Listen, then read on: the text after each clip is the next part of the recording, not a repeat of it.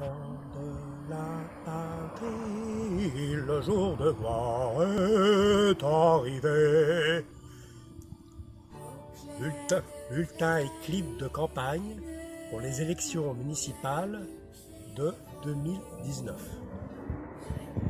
Candidature présentée par Il m'a dit que.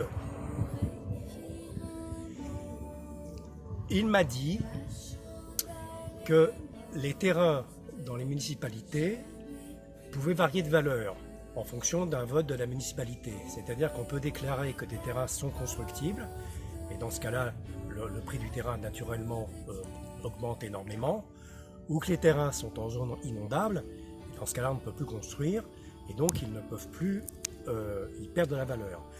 Par contre, il m'a dit qu'on pouvait, le conseil municipal pouvait rechanger le plan d'occupation des sols et transformer donc des terrains constructibles en terrains non constructibles, des terrains fonciers en terrains non fonciers.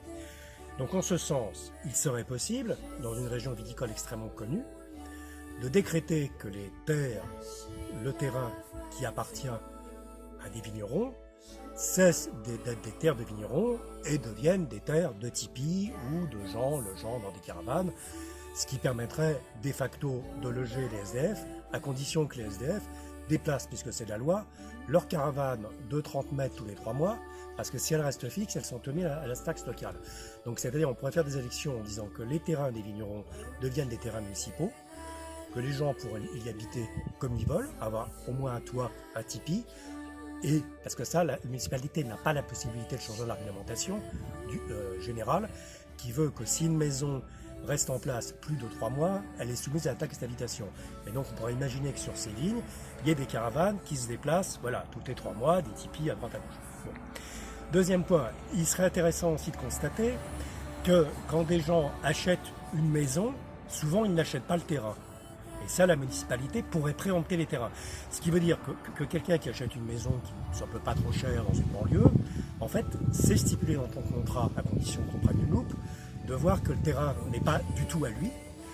Donc, si un jour, si le propriétaire veut revendre le terrain, ben, il a tout à fait le droit de revendre les maisons des gens qui sont dessus, il s'en fout, de les expulser, et à la place des petits pavillons, de faire, je ne sais pas, des maisons coquettes, comme il y a Cergy-Pontoise, avec jet d'eau, jardin potager, goulag ouvert obligatoire, enfin, ce genre d'ouverture, etc. Bon, voilà. Donc, en résumé, une liste municipale pourrait remettre en cause le PLU, le plan d'urbanisme, et donc modifier le prix des terrains, ce qui serait une action sur le terrain extrêmement importante.